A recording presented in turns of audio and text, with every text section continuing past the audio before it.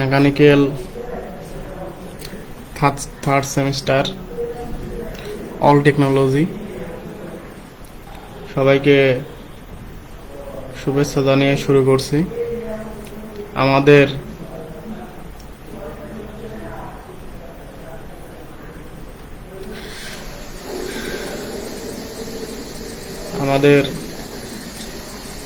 তৃতীয় অধ্যায়।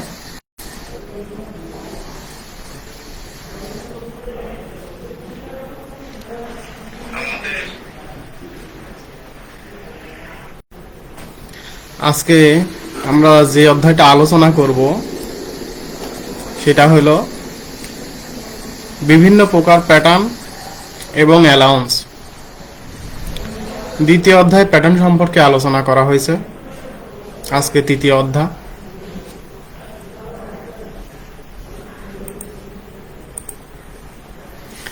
তৃতীয় অধ্যায় হচ্ছে বিভিন্ন প্রকার প্যাটার্ন এবং অ্যালাউন্স। আমরা জানি প্যাটার্ন হচ্ছে কোনো কিছুর নমুনা বা মডেল।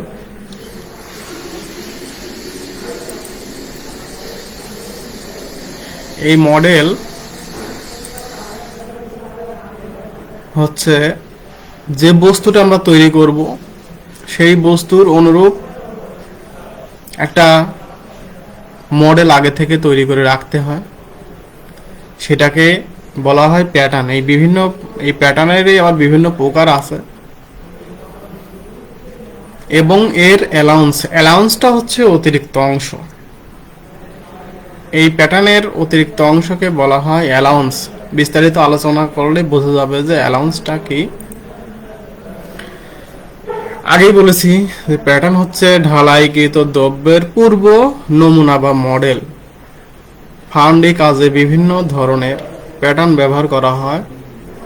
কোন ধরনের ঢালাইয়ে কোন প্রকার প্যাটার্ন ব্যবহার করা হবে তা নির্ধারণে নিচের বিষয়গুলো বিবেচনা করা দরকার। প্যাটার্ন তৈরির বিবেচ্য বিষয়গুলো হলো কোন ধরনের মোল্ডিং পদ্ধতি ব্যবহার করা হবে, মানে এখানে হ্যান্ড মোল্ডিং না মেশিন মোল্ডিং এ তৈরি করা হবে মোল্ডটা, সেটা বিবেচনা করতে হবে। অথবা স্যান্ড মোল্ড অথবা ধাতব মোল্ড সেটা কিনা সেটা বিবেচনা করতে হবে। তাহলে প্যাটার্ন তৈরি করতে গেলে এই বিষয়গুলো আমাদের বিবেচনা করতে হবে। তারপর 2 নম্বর আছে ঢালাইকৃত দ্রব্যের আকার আকৃতি কেমন হবে, এটা ছোট হবে না বড় হবে না পাতলা হবে, তার উপর বিবেচনা করে ঢালাইয়ের আকার বিবেচনা করে প্যাটার্ন তৈরি করা হয়। কতগুলো ঢালাই দ্রব্য উৎপাদন করতে হবে, মানে অনেক উৎপাদন করতে হবে না কম উৎপাদন করতে হবে। যদি অনেক উৎপাদন করতে যাই তাহলে সেক্ষেত্রে যদি আমার প্যাটার্নের মান খারাপ হয় তাহলে দেখা যাচ্ছে ওই প্যাটার্নটা আমি বারবার ব্যবহার করতে পারবো না। তাহলে সেক্ষেত্রে কি হবে, আমাকে পুনরায় নতুন করে আরেকটি প্যাটার্ন তৈরি করে নিতে হবে। এতে প্যাটার্নের জন্য ব্যয়টা বেশি হয়ে যাবে, প্যাটার্ন তৈরি করার জন্য যে ব্যয় সেটা বেশি হয়ে যাবে। আমরা কোনো বস্তু যদি কাস্টিং করে তৈরি করতে চাই তাহলে আমাকে চিন্তা করতে হবে যে আমার কাঙ্ক্ষিত বস্তুর মান যেন ভালো হয়, দ্বিতীয়ত এটার যেন গুণগত মান ঠিক থাকে এবং দামে যেন সহজলভ্য হয়। দেখা যাচ্ছে কোনো বস্তু উৎপাদন করলাম, সেটা বাজারে গিয়ে দামটা বেড়ে গেল, অন্য কোম্পানি দেখা যাচ্ছে একই জিনিস একই প্রোডাক্ট দিচ্ছে কিন্তু দামটা কম, তাহলে দেখা যাচ্ছে মানুষ আর আমাদেরটা কিনবে না। তাহলে সেক্ষেত্রে আমাকে দামটাও বিবেচনা করতে হবে, ব্যয়টা বিবেচনা করতে হবে যে আমি যে বস্তুটা উৎপাদন করতে যাব তাহলে সেক্ষেত্রে আমার ব্যয়টা কেমন হবে। মোল্ডিং কাজের সময় কি কি বাধা সৃষ্টি হতে পারে এবং কি কি বিষয় সহজতর হবে, এই বিষয়গুলা আগে চিন্তা করে নিতে হবে। তারপর আমাদের প্যাটার্ন তৈরির কাজ শুরু করতে হবে। সকল ধরনের প্যাটার্নকে 2 শ্রেণীতে বিভক্ত করা যায়, যথা অপসারী প্যাটার্ন, ক্ষয়িত প্যাটার্ন। অপসারী প্যাটার্ন কোনগুলা, আমার যখন মোল্ড তৈরি করা হয়ে যায়, মোল্ডটা যখন তৈরি করা হয়ে যায় তখন ওই মোল্ড থেকে প্যাটার্নটা উত্তোলন করা হয়, মানে প্যাটার্নটাকে তুলে ফেলা হয় মোল্ড থেকে, সেটাকে বলা হয় অপসারী প্যাটার্ন। আর ক্ষয়িত প্যাটার্ন হচ্ছে যে আমি বস্তু তৈরি করার জন্য যে প্যাটার্নটা ব্যবহার করলাম ওই প্যাটার্নটা আর মোল্ডের ভিতর থেকে বের করা সম্ভব না। যে ছাঁচ তৈরি করা হয়েছে ওই ছাঁচ থেকে বের করা সম্ভব না। ওটা গলিত মেটাল ঢালার সাথে সাথে ওই প্যাটার্নটা গলে রাইজার দিয়ে বের হয়ে চলে যাবে, সেটাকে বলা হয় ক্ষয়িত প্যাটার্ন। অপসারী প্যাটার্ন হচ্ছে এই যে এইখানে এইখানে এই প্যাটার্নটা এখানে ছিল, এই প্যাটার্নটা এখানে ছিল, এইখানে ছিল, এটা হলো বালি, উপরের অংশটাকে বলা হয় কোপ, নিচের অংশটাকে বলা হয় ডাগ, এই অংশটাকে বলা হয় ডাগ। এটা যখন এই প্যাটার্নটা যখন এখানে বসানো হয়েছিল তখন এটা অর্ধেক অংশ দেখানো হয়েছে, এটা তুলে ফেলা হয়েছে। তুলে ফেলার কারণে এই প্যাটার্নের মতো এখানে একটা ছাঁচ তৈরি করা হয়েছে, এই ছাঁচটাকে বলা হয় মোল্ড, এই ছাঁচটাকে বলা হয় মোল্ড। আর যেখানে মোল্ড তৈরি করা হয় সেটাকে বলা হয় মোল্ডিং বক্স। এই মোল্ডিং বক্সের দুইটা অংশ, একটা নিচের অংশ একটা উপরের অংশ, এই দুইটাকে বলা হয়, উপরেরটাকে বলা হয় কোপ, নিচেরটাকে বলা হয় ড্রাগ। আর যদি এই প্যাটার্নের আকার বা বস্তুর আকার যদি বড় হয় সেই ক্ষেত্রে আরেকটা অংশ মাঝে ব্যবহার করতে হয়, সেটাকে বলা হয় চিক। এগুলা বাস্তবে আসলে না দেখালেই নাই। তো এইটা আমরা বের করে ফেলছি বিধায় একে বলা হয় অপসারী প্যাটার্ন। এইটাকে বের করে ফেলছি বিধায় এটাকে বলা হয় অপসারী প্যাটার্ন। এখানে গলিত মেটাল ঢালা হইলে, যে হলুদ কালারের গলিত মেটাল ঢালা হইলে এই ছাঁচটা পূর্ণ হয়ে এই রকম একটা বস্তু তৈরি হয়। আর এখানে হচ্ছে ক্ষয়িত প্যাটার্ন, এইখানে যে গলিত মেটাল যে ঢালা হচ্ছে এইখানে এই প্যাটার্নগুলো আর বের করা হয় না। এইখানে সাধারণত মোম দিয়ে প্যাটার্ন তৈরি করা হয়। তোমরা জানো যে মোম অল্প তাপে গলে যায়। এই গলিত মেটালের তাপ অনেক বেশি থাকার কারণে, এইটা যখন ঢালা হয়, রানার দিয়ে যখন ঢালা হয় তখন ওই মোম দিয়ে যে প্যাটার্নটা তৈরি করা, ওই মোমটা গলে গিয়ে ওইখানে ছাঁচটা তৈরি হয়ে যায়, মানে মোলটা তৈরি হয়ে যায়, এবং এই গলিত ধাতু গিয়ে ওইখানে প্রবেশ করে। আর প্রবেশ করার পর ওই যে মোমটা যে গলে গেল ওটা রাইজার দিয়ে বের হয়ে চলে যায়। তাহলে সেই ক্ষেত্রে দেখা যায় যে আমাদের অটোমেটিক ছাঁচ তৈরিটা হয়ে যায়। পার্থক্য শুধু এতটুকুই যে মোমটাকে উত্তোলন করা যায় না থেকে, ছাঁচ থেকে, আর এইটাকে অপসারী প্যাটার্ন যেগুলা সেগুলোকে বের করা যায় মোল্ড থেকে, এটাই শুধু পার্থক্য। তাছাড়া কাস্টিং পদ্ধতি একই রকম।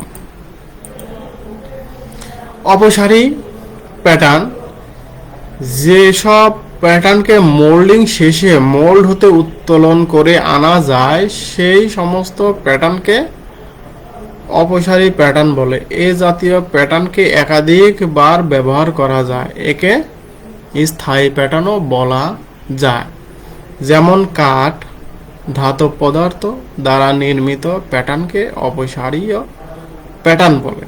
আমি একটু আগে যে কথাগুলো বলছি যে এই প্যাটার্নগুলোকে ছাঁচ থেকে তুলে আনা যায় বিধায় একে পুনরায় আবার ব্যবহার করা যায়, এর জন্য একে বলা হয় অপসারী প্যাটার্ন। যেমন কাঠ দিয়ে তৈরি করা হয়, ধাতব পদার্থ দিয়ে তৈরি করা হয়, এগুলাকে সহজে তুলে আনা যায় মোল্ড থেকে। আর ক্ষয়িত প্যাটার্ন কোনগুলা? যেসব প্যাটার্নকে মোল্ড হতে ঢালাইয়ের আগে উত্তোলন করা হয় না। কথা কি বোঝা গেল? যে সকল প্যাটার্নকে মোল্ড হতে ঢালাইয়ের আগে উত্তোলন করা হয় না, বরং ঢালাই ধাতুর তাপে বাষ্প বা তরল আকারে বের হয়ে যায়, সেই সমস্ত প্যাটার্নকে ক্ষয়িত প্যাটার্ন বলে। যেমন মোম, পলিস্টারিন ইত্যাদি দ্বারা নির্মিত প্যাটার্নকে অপসারীয় প্যাটার্ন বলে। মোমকে উঠাইতে গেলে দেখা যাচ্ছে মোম আগেই নষ্ট হয়ে যাবে। মোমকে যদি আমি প্যাটার্ন থেকে উত্তোলন করতে যাই দেখা যাচ্ছে মোম আগেই নষ্ট হয়ে যাবে, এর কারণে ওকে উঠানো হয় না। তাই গলিত ধাতু ঢাললেও এমনি তাপে বাষ্প হয়ে যায় বা তরল আকারে বের হয়ে যায়, তখন এমনি ওখানে তোমাদের ছাঁচটা তৈরি করা হয়। ছাঁচ যে মোল্ড সেটা এমনিই তৈরি হয়ে যায়, এই জন্য একে বলা হয় ক্ষয়িত প্যাটার্ন। লক্ষিত প্যাটার্নের সুবিধা অসুবিধা কি দেখি। সুবিধা কি? ধাতুর অপচয় কম হয়, ঢালাইয়ের মসৃণতা পাওয়া যায়, কোর ও কোর বক্সের প্রয়োজন পড়ে না, মোল্ডিং পদ্ধতি বেশ সহজ, মোল্ড হতে প্যাটার্ন অপসারণের ঝামেলা থাকে না। এখানে দেখা যাচ্ছে আমরা ধাতু এখানে ব্যবহার করি না বিধায় আমাদের মোম খুব সহজলভ্য, দামেও সস্তা, সেক্ষেত্রে সুবিধা। ঢালাইয়ের মসৃণতা পাওয়া যায়, মানে ঢালাইয়ের তলগুলা যে ওয়ালের সাথে যে তলগুলা থাকে সেগুলা মসৃণ হয়। কোর এবং কোর বক্সের প্রয়োজন পড়ে না। তোমরা কোর এটা সামনের অধ্যায়ে জানতে পারবা। কোরটা হচ্ছে আমি যদি মোল্ডের মধ্যে বা যে বস্তুটা আমরা তৈরি করব সেই বস্তুর মধ্যে যদি আমি ফাঁকা অংশ রাখতে চাই, ফাঁকা অংশ, তাহলে সেই ক্ষেত্রে কোর ব্যবহার করা হয়। আর মোল্ডিং পদ্ধতি বেশ সহজ, অবশ্যই সহজ, যেহেতু এখানে তোলার কোনো ঝামেলা থাকে না, ওই প্যাটার্নটা উত্তোলন করার কোনো ঝামেলা থাকে না, সেজন্য মোল্ডিং পদ্ধতি সহজ হবেই। মোল্ড হতে প্যাটার্ন অপসারণের ঝামেলা থাকে না। অসুবিধা কি? প্যাটার্ন প্রস্তুত করতে দক্ষ ও সময় বেশি লাগে। এগুলা যেহেতু নরম প্রকৃতির, কাজেই তৈরি করতে তো সময় বেশি লাগবেই এবং দক্ষ শ্রমিক অবশ্যই দরকার। প্যাটার্নকে শুধুমাত্র একবারেই ব্যবহার করা যায়। আমরা জানি যে প্যাটার্নটা গলে অথবা তরল হয়ে বের হয়ে যায়, কাজেই এটা পুনরায় বের করার কোনো ব্যবহার করার কোনো সুযোগ থাকে না। নড়াচড়া করলে এটি দুর্বল হয়ে যায়, নড়াচড়া করলে এটি দুর্বল হয়ে পড়ে, মানে একে যেভাবে বক্সের মধ্যে বসানো হবে ঠিক সেভাবেই থাকবে, একে আর কোনো নড়াচড়া করানোর কোনো সুযোগ নেই। মেশিন মোল্ডিং মেশিন মোল্ডিং ও কাজ করা বেশ কষ্টকর। আমরা জানি যে মোল্ড যে তৈরি করা হয় এটা দুই ভাবে, এক হচ্ছে হাত দিয়ে আর একটা হচ্ছে মেশিন দিয়ে। মেশিন হাত দিয়ে তৈরি করার সময় করা গেলেও মেশিন দিয়ে যখন চাপ দিয়ে করা হয় তখন এটা আর করা যায় না। তাহলে সাধারণত গঠন অনুযায়ী প্যাটার্নকে নিম্নলিখিত শ্রেণীতে বিভক্ত করা যায়। এই অধ্যায়টাই হচ্ছে বিভিন্ন প্রকার প্যাটার্ন। তো এখানে প্যাটার্ন দেখি 10 প্রকারের প্যাটার্ন আছে। এটা হচ্ছে single piece pattern, split pattern, match plate pattern, gated pattern, loose piece pattern, sweep pattern, cope and drag pattern, build up pattern, shell pattern, follow board pattern. এই 10 প্রকারের প্যাটার্ন মোটামুটি ব্যবহার করা হয় ঢালাই কাজের জন্য। এখন সিঙ্গেল পিস প্যাটার্ন কোনগুলা এগুলো আমি চিনবো কিভাবে, বা ম্যাশ প্লেট প্যাটার্ন কোনগুলা এগুলো আমি চিনবো কি করে দেখি। প্যাটার্ন তৈরির পদার্থ অনুসারে প্যাটার্নকে প্রধানত দুইটি শ্রেণীতে বিভক্ত করা যায়।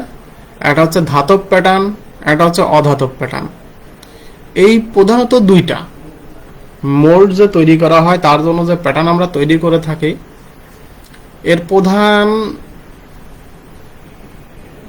অংশ হচ্ছে দুইটা, একটা ধাতব প্যাটার্ন, একটা হচ্ছে অধাতব প্যাটার্ন। ধাতব প্যাটার্ন কোনগুলো? ধাতু দ্বারা নির্মিত যে প্যাটার্নগুলো আমরা তৈরি করে থাকি সেটাকে বলা হয় ধাতব প্যাটার্ন।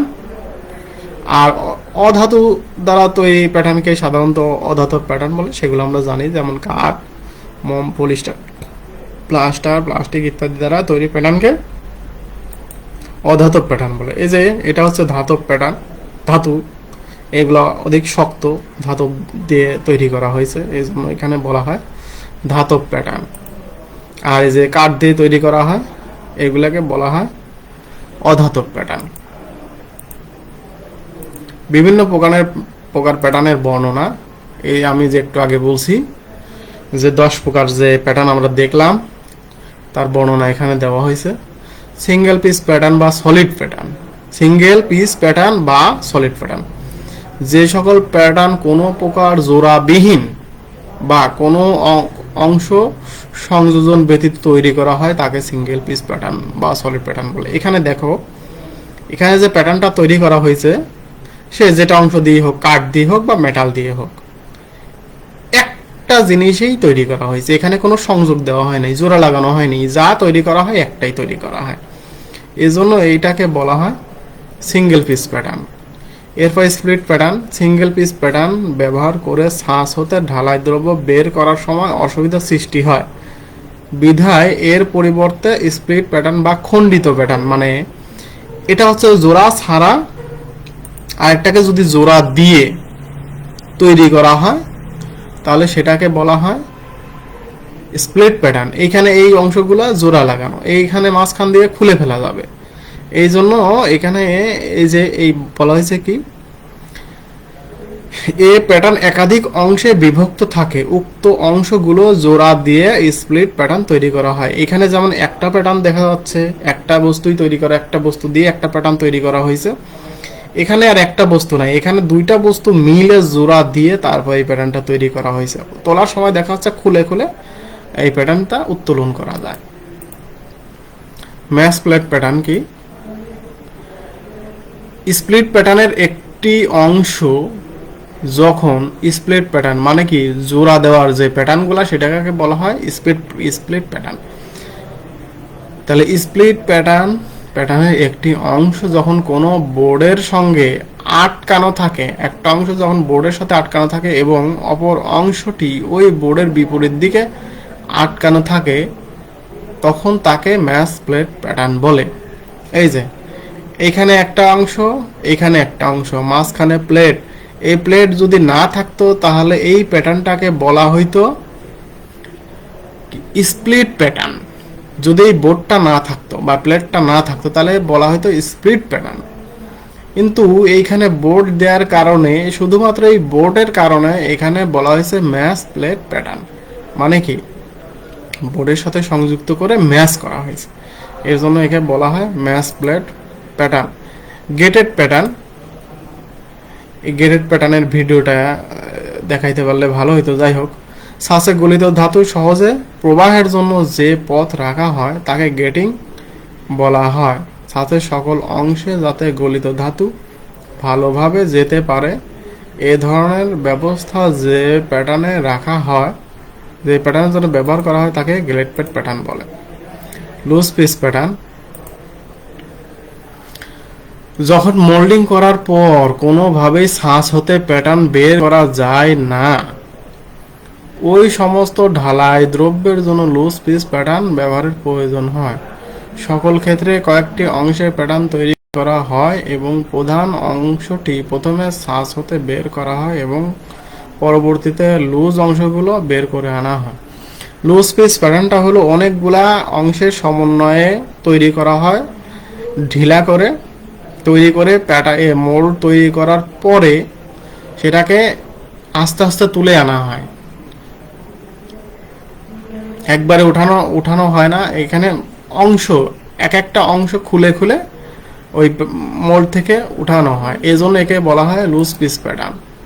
সুইপ প্যাটার্ন, এখানে প্রতিসম এবং সমরূপ আকারের বড় দ্রব্যকে ঢালাই করার জন্য সাধারণত সুইপ প্যাটার্ন ব্যবহার করা হয়। এ প্রকার প্যাটার্নে একটি কাঠের বোর্ড থাকে যার আকার এবং আকৃতি ঢালাই দ্রব্যের অংশ বিশেষের মতো। এ বোর্ডটি একটি কেন্দ্রীয় অক্ষের চারদিকে ঘুরতে পারে।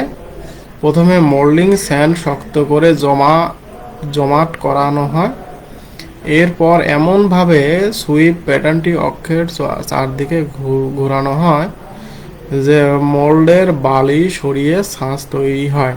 এই পদ্ধতিতে ছাঁচ তৈরি করা খুবই লাভজনক। এখানে একটা আমরা জানি যে আমাদের মোল্ডিং বক্সের মধ্যে ছাঁচ তৈরি করা হয়, কিন্তু যখন ওই ছাঁচটা মানে বস্তুটা যখন বড় আকারে তৈরি করা হয় তখন দেখা যাচ্ছে ওই মোল্ডিং বক্সে আর হয় না, তখন এটাকে অন্য জায়গায় করতে হয়। তাহলে সেক্ষেত্রে দেখা যাচ্ছে এই একটা খাঁচার মধ্যে আমরা মোল্ডিং বালি, এই যে এইগুলো দেখা যাচ্ছে বালি, এই বালি পূর্ণ ভর্তি করার পরে এই যে প্রকারের আর কি দরকার, বস্তু দরকার, সেই প্রকারের এই প্যাটার্ন, এই সুইপ প্যাটার্ন তৈরি করে রাখা হয়। এইটাকে করা হয় কি ঘোরানো হয়, এটাকে অনবরত ঘোরানো হয়। ঘোরানোর ফলে এইখানকার বালি যেগুলা আছে এই বালিগুলা কেটে সরে যায়, সরে গিয়ে এইখানে ছাঁচের তৈরি হয়। তখন ওই গলিত মেটাল ঢালা হলে এই ছাঁচটা পূর্ণ হয়ে যায়। তোমরা ছোটবেলায় দেখছো কিনা বা এখনো দেখা যায়, ইটের ভাটায় যে ইট তৈরি করার জন্য প্রথমে যে কাদাটা একটা মেশিনে দেওয়া হয়, ওই মেশিনটা যেভাবে ঘুরে ঘুরে ঘুরে যে কাদা নিচ দিয়ে বের করে দেয়, ইট তৈরির উপযোগী করে যে কাদাটা বের করে দেওয়া হয়, অনুরূপ আকৃতির এই সুইপ প্যাটার্নটা ঠিক ওই রকমই। কোপ অ্যান্ড ড্রাগ প্যাটার্ন। স্বাভাবিক ক্ষেত্রে বৃহৎ আয়তনের ঢালাই দ্রব্যের জন্য একটি মাত্র প্যাটার্ন ব্যবহার করা অসুবিধাজনক বিধায় কোপ অ্যান্ড ড্রাগ প্যাটার্ন ব্যবহার করা হয়ে থাকে। সেক্ষেত্রে প্যাটার্নটিকে এমনভাবে ভাগ করা হয় যাতে কোনো এক অংশ নিয়ে কোপ অংশে মোল্ডিং করতে পারে এবং প্যাটার্নের অপর অংশ নিয়ে ড্রাগ অংশে মোল্ডিং করতে পারে। পরে দুটি অংশের ছাঁচ একসঙ্গে জোড়া দিলে একটি সম্পূর্ণ ছাঁচ গঠিত হয়।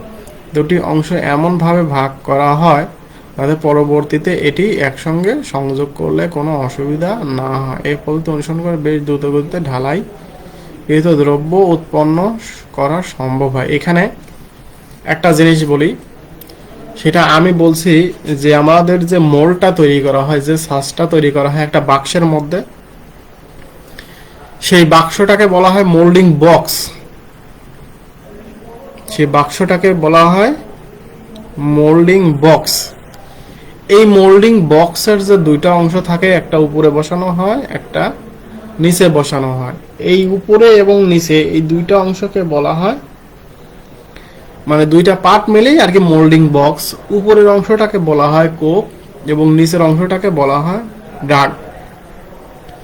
তো কোপ অ্যান্ড ড্রাগ প্যাটার্ন এমনভাবে তৈরি করা হয়, কিছু অংশ কোপের মধ্যে তৈরি করা হয়, আবার কিছু অংশ ড্রাগের মধ্যে তৈরি করা হয়, অর্ধেক অংশ। এই যখন ড্রাগ এবং কোপ এই দুই অংশ থেকেই প্যাটার্ন তুলে ফেলা হয়, তখন ওই ড্রাগ এবং কোপ এই দুইটা আবার একসঙ্গে লাগানো হয়। লাগানোর ফলে এমনভাবে লাগানো হয় যেন আমার ছাঁচটা ঠিক থাকে। এই জন্য একে বলা হয় কোপ and drag pattern. Build up pattern. প্যাটার্নের নাম হতে এই প্যাটার্নের গঠন সম্পর্কে ধারণা পাওয়া যায়। সাধারণত দুই বা ততোধিক অংশের সমন্বয়ে এই প্যাটার্ন গঠিত। বিশেষ ধরনের পুলি ব্যবহার করে কাঠের টুকরা কেটে আকার অনুযায়ী সাজাতে হয় এবং গ্লু দ্বারা আটকাতে হয়। বিশেষ জটিল আকারের দ্রব্য ঢালাইয়ের জন্য এই প্যাটার্ন তৈরি করা হয়। মানে বিশেষ কাজের জন্য এই প্যাটার্নগুলা তৈরি করা হয়। যেখানে বস্তুর গঠন জটিল, সেখানে এই প্যাটার্নগুলা তৈরি করা হয়। একাধিক অংশের সমন্বয়ে এই প্যাটার্নগুলা তৈরি করা হয়। Shell pattern. প্রধানত নিষ্কাশনের পাইপ ফিটিং জাতীয় দ্রব্যাদি তৈরি করতে শেল প্যাটার্ন ব্যবহার করা হয়। প্যাটার্নটি ফাঁকা বলে বাইরের অংশ ছাঁচ তৈরির জন্য ব্যবহার করা হয় এবং ভিতরের ফাঁকা অংশ কোড তৈরি করার জন্য ব্যবহার করা হয়। এখানে যে চিত্রে দেখা হচ্ছে, এটা হচ্ছে শেল প্যাটার্নের। এখানে ধাপে ধাপে তৈরি করা হয়। স্টেপ 1 আছে, স্টেপ 2 আছে, স্টেপ 4 আছে, স্টেপ 5 আছে, এইভাবে তৈরি করা হয়। যাই হোক, এগুলো বাস্তবে দেখাবো যদি সুযোগ পাই, যদি প্র্যাকটিক্যাল ক্লাস হয়, ইনশাল্লাহ দেখিয়ে এগুলো পূর্ণভাবে বিস্তারিত জানানো হবে। এখানে আসলে থিওরি কতটুকু বোঝাইতে পারবো সেটা বিষয়। Follow board pattern. এখানে হচ্ছে দেখো, চিত্রের মতো যখন কোনো প্যাটার্নের সেকশন খুব পাতলা হয় তাহলে র্যামিং এর কারণে দুমড়িয়ে যেতে পারে। র্যামিং এর জন্য প্যাটার্নের এই পাতলা অংশ যাতে বেঁকে যেতে না পারে তার জন্য একটি কাঠের ব্লক একই মাপের ও আকারের ভিতর ব্যবহার করা হয়। এ ব্লক সহ বোর্ডকে ফলো বোর্ড প্যাটার্ন বলে। এখানে একটি বিষয় বুঝিয়ে দিই, সেটা হচ্ছে আমরা যে বস্তু তৈরি করব সেই বস্তুটার মান বা সেই বস্তুটার আকার আকৃতি যদি খুব পাতলা হয় তাহলে আমাদের ছাঁচ তো পাতলা করেই তৈরি করতে হবে, এটাই তো স্বাভাবিক। ছাঁচ যদি মোটা করে তৈরি করি তাহলে বস্তুটাও মোটা হবে, আমাদের ছাঁচ যদি মোটা হয়। আবার ছাঁচ যদি পাতলা হয় তাহলে বস্তু পাতলা হবে। আমরা জানি যে প্যাটার্নটা হচ্ছে ওই বস্তুরই নমুনা, তাহলে প্যাটার্ন যেই রকম হবে বস্তু তো ওই রকমই হবে। প্যাটার্ন যদি পাতলা হয় তাহলে বস্তু পাতলা হবে, প্যাটার্ন যদি চিকন হয় তাহলে বস্তু চিকন হবে, প্যাটার্ন যদি মোটা হয় তাহলে বস্তু মোটা হবে।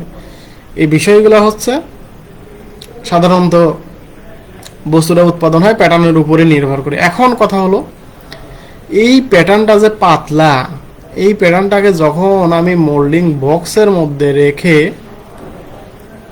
র্যামিং করতে যাব, বালু দিয়ে র্যামিং করতে যাব, এই র্যামিং করার সময় দেখা যাচ্ছে এই এই এই পাতলা অংশটা দুমড়ে মুচড়ে যাবে। তাহলে কি আমাদের ছাঁচ তৈরি হবে? কখনো হবে না। তাহলে কি করতে হবে? একে এমন জায়গায় রাখতে হবে যেন আমাদের এটা দুমড়ে মুচড়ে না যায়। এর কারণে এই প্যাটার্নের অনুরূপ একটা বোর্ড এই প্যাটার্নের মধ্যে ঢুকায়, মানে প্যাটার্নের ভিতরে দিয়ে দেওয়া হয়, যাতে এই সাইডে র্যামিং করলেও এই প্যাটার্নের যাতে কোনো ক্ষতি না হয়, এই প্যাটার্ন যাতে দুমড়ে মুচড়ে না যায়। এক কথায় সাপোর্ট হিসেবে ব্যবহার করা, সাপোর্ট হিসেবে ব্যবহার করা হয় এই ফলো বোর্ড প্যাটার্নকে। আর এই যে নিচের যে অংশটা দেখা যাচ্ছে এটা হচ্ছে মোল্ডিং বোর্ড, এটার উপরে ঢালাই করা হয়। আর এই যে দ্বিতীয় অংশটা দেখা যাচ্ছে এটা হচ্ছে ফলো বোর্ড, এই এটার উপরে এইটা রাখা হয়, এই প্যাটার্নটা রাখা হয়। রাখার পরে র্যামিং করে এই প্যাটার্নটা উত্তোলন করা হয়, তখন হচ্ছে এখানে ঢালাই কাজ আমাদের সম্পূর্ণ হয়ে যায়। এরপর আসি প্যাটার্ন অ্যালাউন্স এর পরিচিতি, যেটা অধ্যায়ের শুরুতেই বলা হয়েছে, প্যাটার্ন এবং অ্যালাউন্স। তো অ্যালাউন্সটা হচ্ছে অতিরিক্ত অংশ। দেখি প্যাটার্ন অ্যালাউন্সটা কি। সাধারণত কাস্টিং দ্রব্যের পরিমাপের চেয়ে বড় করে প্যাটার্ন তৈরি করা হয়, কারণ ধাতব পদার্থ গলিত অবস্থা থেকে জমাট বাঁধার সময় আয়তনের সংকুচিত হয়। তাই যথাযথভাবে কাস্টিং দ্রব্যের তৈরি করার জন্য প্যাটার্ন তৈরির সময় মূল দ্রব্য থেকে যে সমস্ত পরিমাপগত বাড়তি অংশ প্যাটার্নের সংযোজিত হয় তাকে প্যাটার্ন অ্যালাউন্স বলে। তাহলে এখানে কি বোঝা গেল যে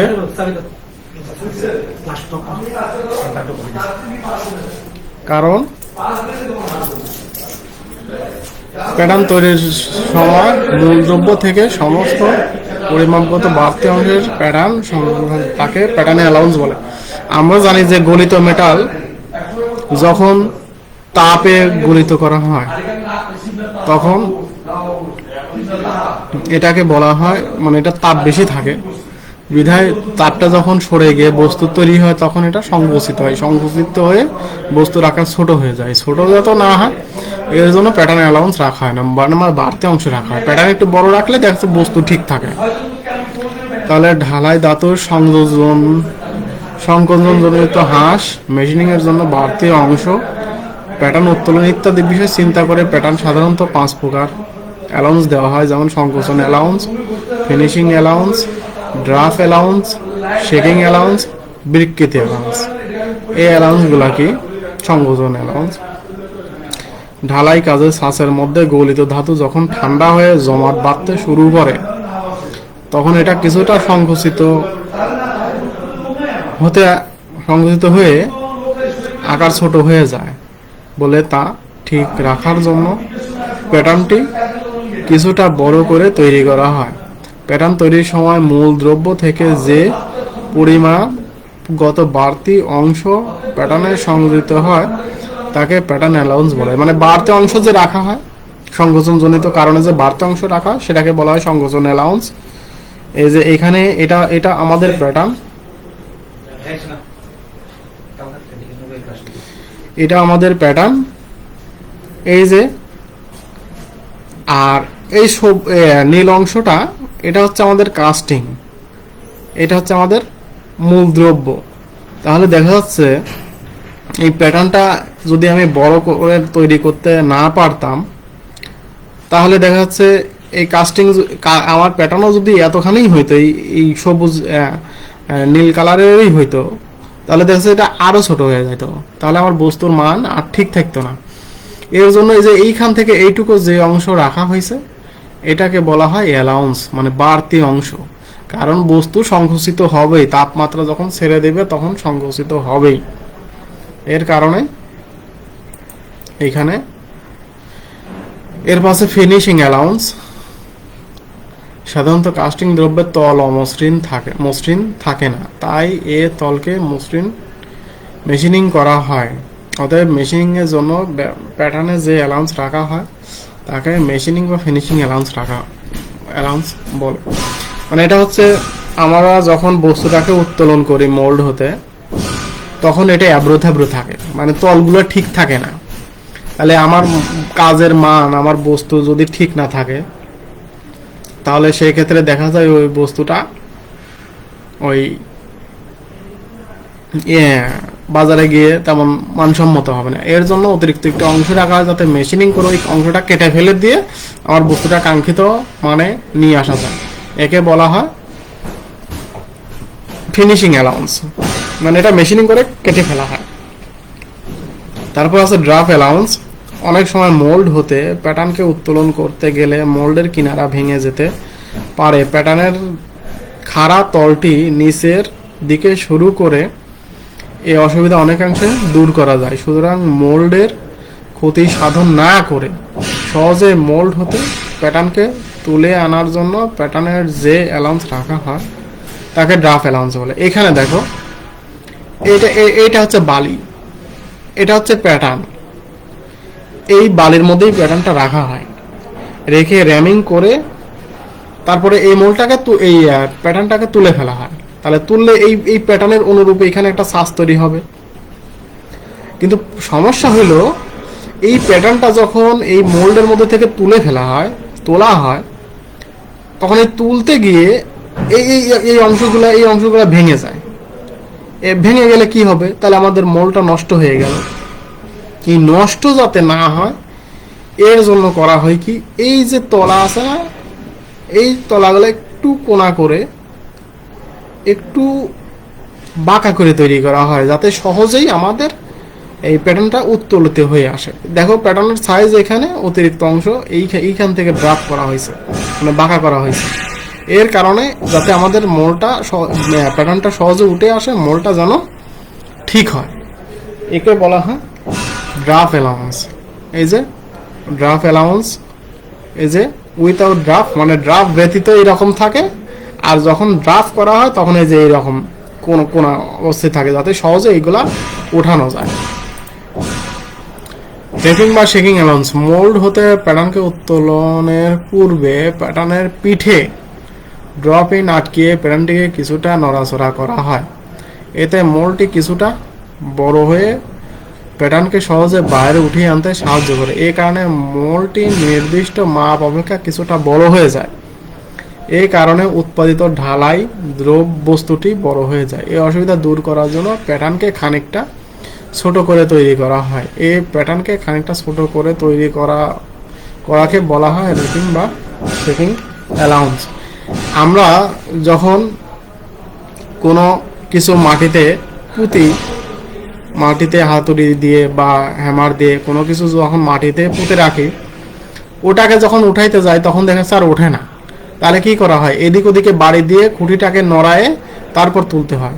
এই কারণে যেখানে আমি খুঁটিটা মাটির গভীরে দিলাম, সেখানে দেখা যাচ্ছে ওই গভীরতাটা বা আয়তনটা একটু বেড়ে যায়। এই বেড়ে যাওয়ার কারণে ফাঁকা অংশটা বেশি হয়, আমার খুঁটিটা সহজে উঠে আসে। কিন্তু এই সহজে উঠে আসার জন্য আমার যে শ্বাসটা দরকার ছিল সেই শ্বাসটা বড় হয়ে যায়। এই বড় হওয়ার একটা অসুবিধা, কারণ ওখানে মেটালের পরিমাণ বেশি লাগবে, তাহলে আমার খরচটা বেশি পড়বে। এই খরচ যাতে বেশি না হয় এর জন্য বস্তুটা বা প্যাটার্নটাকে একটু ছোট করে তৈরি করা হয়। এটাকে বলা হয় র্যাপিং বা শেকিং অ্যালাউন্স, মানে নড়াচড়া করানোর জন্য অতিরিক্ত যে অংশ মোল্ডের ভিতরে তৈরি হয় সেই অতিরিক্ত অংশ যাতে না তৈরি হয়, এর কারণে এইটাকে একটু ছোট করে, মানে প্যাটার্নটাকে একটু ছোট করে তৈরি করা হয়, যাতে নড়াচড়া করলেও মোলটা একটু বড় হইলেও যাতে কোনো অসুবিধা না হয়।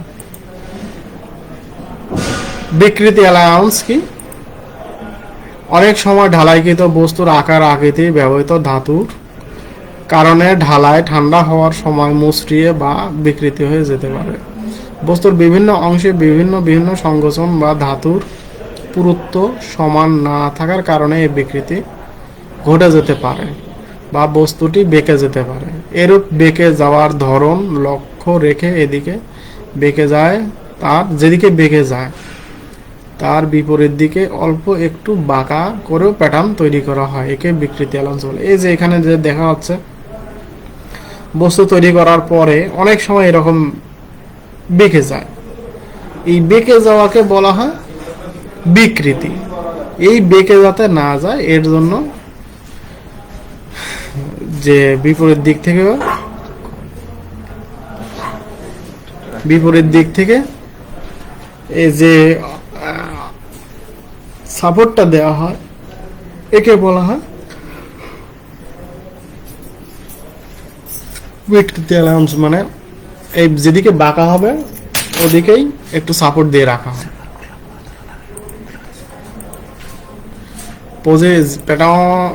প্যাটার্নের পজিটিভ, নেগেটিভ ও জিরো অ্যালাউন্স কাকে বলে? পজিটিভ, গলিত ধাতু ঠান্ডা এর সংকোচন ঘটে, ঠান্ডা এর কারণে সংকোচন ঘটে।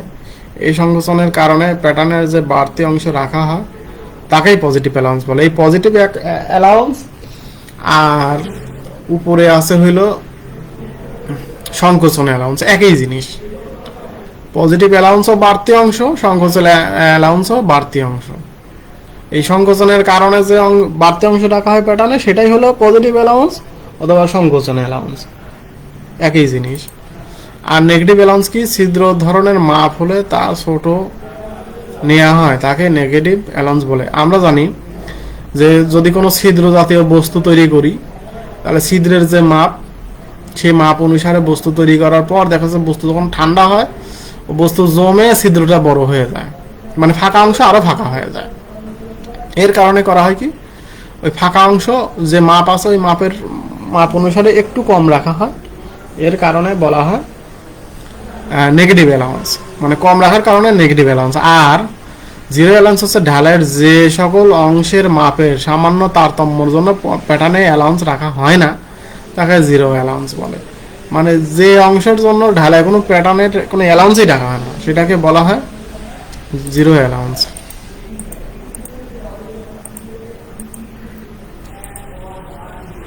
এখানে দেখা যায় কোনো ঢালাই উৎপন্ন দ্রব্য কতখানি সংকোচন হবে তার নিচের ছকে বিভিন্ন ধাতুর জন্য একটা গড় হার নির্ধারণ করা হয়। মানে আমরা যদি ঢালাই করতে যাই, একটা বস্তু যদি ঢালাই করে তৈরি করতে যাই তাহলে এই বস্তুটা কতখানি কমে যাবে, মানে ঢালাই হওয়ার পরে কতখানি কমে যাবে। কারণ যখন বস্তু তৈরি করা হয় তখন দেখা যাচ্ছে ওটাতে অনেক তাপ থাকে, এই তাপটা যখন সে হারায় ফেলে তখন সে সলিড হইতে থাকে, এই সলিড হইতে থাকার পর সে ছোট হয়ে যায়। তাহলে কতটুকু ছোট হয় সেটা হচ্ছে এখানে ধাতু যদি এটা গেড়ে কাস্ট আয়রন হয় তাহলে সংকোচনের মাত্রা হচ্ছে যদি শতকরা হিসাব করি তাহলে 0.7 হতে 1.05। এটা যদি সংকোচন আমরা মিলিমিটার ধরি প্রতি মিটারে, মানে আমার বস্তু যদি 1 মিটার হয়, 1 মিটারের যদি একটা বস্তু হয়, মনে করো লম্বা 1 মিটার তৈরি করব, বস্তুটা তৈরি করব, তাহলে আমরা প্যাটার্ন 1 মিটার তৈরি করছি, তাহলে দেখা যাচ্ছে এই 1 মিটার প্যাটার্নের যে সাজটা তৈরি হলো সেটাও তো 1 মিটারই হবে। কিন্তু দেখা যাচ্ছে ঢালাই করার পর আমরা এই 7 থেকে 10.5 মিলিমিটার কম পাই। কেন কম পাইলাম? এটা কি হয়, তাপ হারানোর পরে এটা ছোট হয়ে যায়। তাহলে দেখা যাচ্ছে 1 মিটার থেকে আমার এতটুকু কম হইল। তাহলে সেই ক্ষেত্রে দেখা যাচ্ছে আমরা যখন প্যাটার্নটা তৈরি করব ওই প্যাটার্নটা আমাদের 1 মিটার 7 মিলিমিটার অথবা 1 মিটার 10.5 মিলিমিটার বড় করে তৈরি করতে হবে, তাহলে আমরা বস্তুটা 1 মিটারেই পাবো। কারণ এতটুকু সংকোচন হয়ে যাবে। তাহলে সংকোচন যদি আমি আগে থেকে প্যাটার্নের সাথে যোগ করে দেই, তাহলে আমার বস্তুটা 100-তে 100ই থাকবে, কমবেও না বাড়বেও না। তাহলে সেক্ষেত্রে আমাদের এই চার্টটা মনে রাখতে হবে। এটা বইয়ে সুন্দরভাবে দেওয়া আছে, তোমরা একটু দেখে নিবা যে কোনো বস্তু তৈরি করতে গেলে, যে বস্তুই তৈরি করতে যাই, যে এখন যেমন মনে করো এখানে ইস্পাতের যদি কোনো বস্তু আমি তৈরি করতে যাই, তাহলে এটা 1 মিটারে কতখানি কমবে? দেখো 1 মিটারে 20 মিলিমিটার সে কমে যাবে। তাহলে 1 মিটার যদি একটা বস্তু তৈরি করতে যাই, সে 20 মিলিমিটার কমে যাবে। তাহলে আমি কি যখন এই প্যাটার্নটা তৈরি করতে যাব, তাহলে আমাকে চিন্তা করতে হবে যে এই প্যাটার্ন তৈরি করতে গেলে আমি যদি 1 মিটারের একটা প্যাটার্ন তৈরি করতে যাই, তাহলে আমাকে 1 মিটার 20 মিলিমিটার যোগ করে বড় করে তারপরে এই প্যাটার্নটা তৈরি করতে হবে। তাহলে কি হবে, আমরা শেষে যে ঢালাইটা পাবো সেটা আমরা 1 মিটারেই পাবো। ঠিক আছে, আচ্ছা এটা অঙ্ক দেখি যে একটি ফাঁপা সিলিন্ড্রিক্যাল প্যাটার্নের বাইরের ব্যাস 9 সেন্টিমিটার, ভেতরের ব্যাস 4.5 সেন্টিমিটার এবং দৈর্ঘ্য 15 সেন্টিমিটার। এরূপ 100টি 70:30 পিতলের ঢালাই বস্তু উৎপাদন করতে হলে কোন ধাতু কতটুকু লাগবে হিসাব করো। পিতলের ঘনত্ব এত কেজি পার সেন্টিমিটার কিউব। রানার রাইজারের জন্য 10% অপচয় ধরতে হবে। এখানে রানার এবং রাইজারের মধ্যে যে গলিত মেটালটা থেকে যায়, ওটা কিন্তু কোনো কাজে লাগে না, ওটাও অপচয় হিসাবে ধরা হয়। তাহলে সেক্ষেত্রে আমাদের যে টোটাল যে মেটালটা লাগবে তার 10% অপচয় ধরে নিতে হবে। তাহলে দেওয়া আছে কি কি, বাইরের ব্যাস 9 সেন্টিমিটার, ভেতরের ব্যাস 4.5 সেন্টিমিটার, উচ্চতা দেওয়া আছে 15 সেন্টিমিটার, সিলিন্ডারের সংখ্যা n সংখ্যক, মানে কতটি 100টি তৈরি করতে হবে। আর অনুপাত হচ্ছে 70:30। পিতলের ঘনত্ব 0.0085 কেজি পার সেন্টিমিটার কিউব। তাহলে তামার পরিমাণ কত, জিঙ্কের পরিমাণ কত? আমরা জানি যে পিতলটা তৈরি করা হয় দুইটা মেটালের সমন্বয়ে, সেটা হচ্ছে একটা তামা, এটা হচ্ছে জিঙ্ক। তাহলে আমরা জানি যে প্যাটার্নের আয়তন তো জানি আমরা, ভি সমান এইচ আয়তন, মানে এরিয়া গুণন উচ্চতা। এটা এরিয়া হচ্ছে π/4 ডি স্কোয়ার গুণন এইচ। তাহলে π/4, এখানে বড় ডি আছে 9, ছোট ডি আছে 4.5 স্কোয়ার গুণন 15। তাহলে প্যাটার্নের আয়তন হবে আমার এত সেন্টিমিটার কিউব, মানে 715.694 সেন্টিমিটার কিউব। ঢালাই বস্তুর মোট ওজন আমরা জানি কি, ওজন আমরা আয়তন গুণন ঘনত্ব, আমার বস্তুর আয়তন গুণন ঘনত্ব, এটা তো জানি আমরা ওজন। কিন্তু তৈরি হবে কতগুলা, 100টি। এই যে n সমান 100টি, তাহলে 100 গুণন আয়তন এখানে আমরা বের করে নিলাম। এই যে আয়তন এবং ঘনত্ব এখানে দেওয়া আছে 0.085, এখানে দিয়ে দেখাচ্ছে আমাদের ঢালাই বস্তু মোট ওজন হইল 608.3399 কেজি। এতটুকু আমাদের মেটাল লাগবে 100টা বস্তু তৈরি করতে গেলে, বা 100টা সিলিন্ডার তৈরি করতে গেলে আমাদের এত কেজি মেটাল লাগবে। তাহলে 10% অপচয় বিবেচনা করে ঢালাই, তাহলে বস্তুর প্রকৃত ওজন কতখানি হবে? আমরা জানি যে আমাদের ঢালাইয়ের জন্য তো এতখানি লাগবেই, আমাদের ঢালাইয়ের জন্য মোট ওজন তো 608.34 কেজি, এটা তো আমাদের লাগবেই। কিন্তু অতিরিক্ত যে অংশ, রানার এবং রাইজারের জন্য যে অতিরিক্ত অংশ, সেটা হচ্ছে 10%। তাহলে এখানে 10% যদি আমি করি, তাহলে আমাদের মোট ধাতুর প্রকৃত ওজন পাওয়া যায় 669.174 কেজি। এই টোটাল মেটালটা আমাদের লাগবে। আমি যদি এখানে অপচয়টা না ধরি, তাহলে দেখা যাচ্ছে আমি যখন কোনো কোম্পানি হোক অথবা যে কারখানায় জব করি সেই কারখানা হোক, এই মেটাল যদি আমি নিই, আমি যদি 100টা বস্তু তৈরি করতে যাই, তখন দেখা যাচ্ছে আমার 100টা বস্তু আর তৈরি হবে না। সেখানে দেখা যাচ্ছে আমার 90-95টা বস্তু তৈরি হওয়ার পরে মেটাল আমার ফুরিয়ে যাবে, তাহলে সেই ক্ষেত্রে যে লসটা হইলো সেই লসটা কিন্তু নিজেকে দিতে হবে, না হলে বলবে যে আপনি মেটাল কোথাও রেখেছেন, বা এক কথায় খাস বাংলায় বলতে গেলে বলা হয় যে আপনি চুরি করছেন। তাহলে এই হিসাবটা আমাকে আগে থেকেই করতে হবে যে 10% যে অপচয় হইল, এইটা কতটুকু অপচয় হইলো, 100টা মেটালে কতটুকু অপচয় হয়, সেটা হচ্ছে এই পরিমাণ অপচয় হয়। অপচয় হয়ে আর আমার বস্তুর জন্য তো 608 দশমিক এত কেজি লাগবেই। শেষমেশ দেখা গেল বস্তু দিয়ে অপচয় দিয়ে আমার 669.174 কেজি আমাদের মেটাল লাগলো, গলিত মেটাল। তাহলে এখানে তামার পরিমাণ কত? আমরা জানি যে পিতলটা যে দেখা যায়, পিতলটা ওটা তামার মতোই দেখা যায়, কিন্তু একেবারে পিওর তামা না। তাহলে সেই ক্ষেত্রে দেখা যায় তামার পরিমাণ আমাদের মোট মেটালের 70 ভাগ। এখানে মোট মেটাল যতখানি লাগবে তার 70 ভাগ। এখানে দেখা যাচ্ছে 70:30, তার মানে কি তামার পরিমাণ এখানে একটু বেশি, পিতলের জিঙ্কের পরিমাণ কম।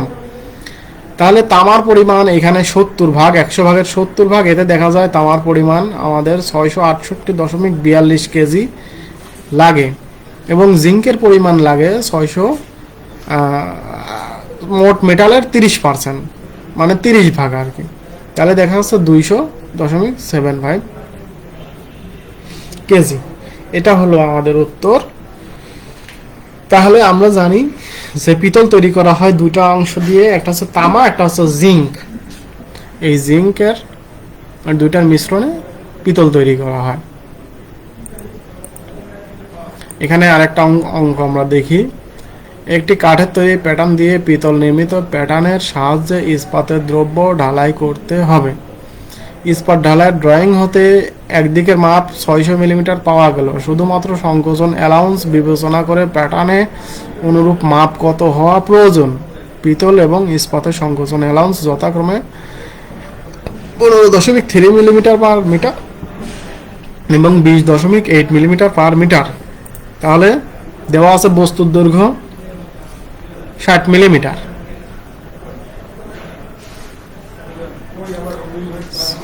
এখানে একটু 600 লিখে ফেলছি, এটা 60 হবে, আর এটা হচ্ছে, এটাকে আমরা মিটার বানাই নিলাম। তাহলে 0.06 মিটার। আচ্ছা, আমরা জানি কাঠের অ্যালাউন্স সমান সমান হচ্ছে পিতলের অ্যালাউন্স এবং ইস্পাতের অ্যালাউন্স।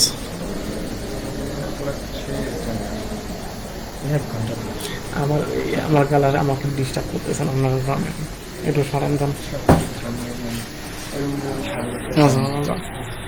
তাহলে আমরা দেখতেছি আমরা যে বস্তুটা তৈরি করব সেটা হবে কাঠের, মানে প্যাটার্নটা হবে কাঠের। তাহলে কাঠের যদি তৈরি করতে যাই, এখানে প্রশ্নে বলা হয়েছে একটি কাঠের তৈরি প্যাটার্ন দিয়ে পিতল নির্মিত প্যাটার্ন, মানে কি আমরা কাঠের প্যাটার্ন তৈরি করব। এই কাঠের প্যাটার্ন তৈরি করার আগে পিতলের প্যাটার্ন তৈরি করতে হবে। এখানে বোঝা গেল একটি কাঠের প্যাটার্ন দিয়ে পিতল নির্মিত প্যাটার্নের সাহায্যে একটা ইস্পাতের দ্রব্য ঢালাই করতে হবে। তার মানে কি এখানে আমরা প্রথমে কাঠের একটা প্যাটার্ন তৈরি করে নেব, তারপরে ওই কাঠের প্যাটার্ন দিয়ে পিতলের প্যাটার্ন তৈরি করব। এইটা হলো ধাতব প্যাটার্ন, পিতলের প্যাটার্নটা হলো ধাতব প্যাটার্ন। তাহলে ধাতব প্যাটার্ন তো আর আগেই তৈরি করা যায় না, আগে আমাদের কাঠ দিয়ে প্যাটার্ন তৈরি করে নিতে হবে, কারণ পিতলের প্যাটার্ন তৈরি করতে হলে ওটা ঢালাই করেই তৈরি করতে হবে। তাহলে কি করতে হবে, আমাদের কাঠের প্যাটার্ন আগে তৈরি করে নিতে হবে। তাহলে কাঠের প্যাটার্নটাকে আমি কত বড় করব, কারণ এখানে সংকোচন তো দুইটারই ঘটবে, পিতলেরও ঘটবে, এখানে ইস্পাতেরও ঘটবে। তাহলে দুইটারই যখন সংকোচন ঘটবে, তাহলে এই সংকোচন এড়ানোর জন্য আমাকে কাঠের প্যাটার্নটাকে দুইটা যতখানি সংকোচন ঘটবে তত বড় করতে হবে। এই জন্য এখানে কাঠের অ্যালাউন্স আমি কতটুকু অতিরিক্ত অংশ রাখবো, এখানে পিতলের অ্যালাউন্স প্লাস ইস্পাতের অ্যালাউন্স। এখানে পিতলের অ্যালাউন্সের জন্য এখানে দেওয়া আছে, এখানে পিতলের অ্যালাউন্স আছে 15.3 মিলিমিটার গুণন এই যে বস্তুর দৈর্ঘ্য হলো 0.06 মিটার, এত মানে আমার পিতলের জন্য অ্যালাউন্স রাখতে হবে 0.918 মিলিমিটার। আবার ইস্পাতের জন্য অ্যালাউন্স রাখতে হবে, এই যে ইস্পাতের অ্যালাউন্স এখানে 20 সংকোচন এতটুকু কমে যায় প্রতি মিটারে। তাহলে প্রতি মিটারে যদি এতটুকু কমে যায়, এখানে যদি আমাদের বস্তুর দৈর্ঘ্য 1 মিটার হইতো, তাহলে কিন্তু আমি এখানে সরাসরি 15.3 লিখে দিতাম, আবার এখানে 20.8 লিখে দিতাম। যেহেতু আমাদের বস্তুর দৈর্ঘ্য 1 মিটার না, 0.06 মিটার, কাজে বস্তুর দৈর্ঘ্য তো আর 20 মিটার, বস্তুর দৈর্ঘ্য তো আর 20 মিটার হবে না, এখানে কমে যাবে। তাহলে সেক্ষেত্রে কম হয়ে দেখা যাচ্ছে 1.248 মিলিমিটার আমাদের বড় হবে। তার মানে এটা একটু বড় হলো, এটা আরেকটু বড় হইলো। তাহলে সেক্ষেত্রে দেখা যাচ্ছে মোট সংকোচনের অ্যালাউন্স হলো কত? আমাদের পিতলের অ্যালাউন্স দেওয়া আছে 9.918 যোগ ইস্পাতের অ্যালাউন্স দেওয়া আছে 1.248 সমান সমান 2.166 মিলিমিটার বড় করতে হবে। তাহলে দেখা যাচ্ছে কাঠের প্যাটার্নের পরিমাপ হবে আমাদের এখানে, আমি 600 লিখছি, এখানে 60 হবে। তাহলে 60 মিলিমিটার আমাদের বস্তুর দৈর্ঘ্য ছিল, এই বস্তুটা আমাদের তৈরি করতে হবে। আর এই যে দুইটা যে সংকোচন ঘটলো, এই একটা পিতলের একটা ইস্পাতের যে সংকোচন ঘটলো, মোট সংকোচন ঘটেছিল 2.166 মিলিমিটার। তাহলে আমাদের 2.166 মিলিমিটার যোগ দিলাম এই কাঠের সাথে, বস্তুর সাথে যোগ দিয়ে দেখা যাচ্ছে 62.166 মিলিমিটার তৈরি করা হইল। তাহলে দেখা যাচ্ছে সেই ক্ষেত্রে আমাদের এই কাঠের যে প্যাটার্ন তৈরি করতে হবে, সেই প্যাটার্নটা প্রকৃত মাপ হবে 62.166 মিটার। এই 62.166 মিটার যখন আমি তো কাঠের প্যাটার্নটাকে বড় করব, এই কাঠের প্যাটার্ন দিয়ে যখন আমরা পিতল তৈরি করব, এই পিতলের প্যাটার্ন তৈরি করব, পিতলের প্যাটার্ন যখন তৈরি করব, তখন দেখা যাচ্ছে এতটুকু ছোট হয়ে যাবে। এতটুকু ছোট হয়ে গেলে তখন আর এই 62 এত থাকবে না, তখন দেখা যাচ্ছে 61 সামথিং থাকবে। এই পিতল দিয়ে যখন আমরা ইস্পাতের ঢালাই তৈরি করতে যাব, তখন আছে ইস্পাত ঢালাই করে আবার এতটুকু কমে যাবে। এই দুইটা দেখা যাচ্ছে কমে আবার শেষে গিয়ে এই 60 মিটারই হয়ে যাবে, বস্তু 60 মিটারই হয়ে যাবে। তাহলে আমি দেখা যাচ্ছে 62 যদি এত রাখি, বস্তু গিয়ে পাবো 60 মিটার। ঠিক আছে, তাই আজকের মতো এই পর্যন্তই। আগামী ক্লাসে দেখা হবে ইনশাল্লাহ। তোমরা যতটুকু আর কি আলোচনা করছি একটু বইয়ের সাহায্য নিবা, আর এগুলা যতটুকু বলছি অতটুকু একটু আশা করি মনোযোগ দিয়ে শুনছো, আর বাস্তবে যতটুকু দেখানো সম্ভব হয় দেখাবো ইনশাল্লাহ। তো সবাই ভালো থাকো, সুস্থ থাকো, এই দোয়া করি। নিয়মিত ক্লাস করো। আল্লাহ হাফেজ।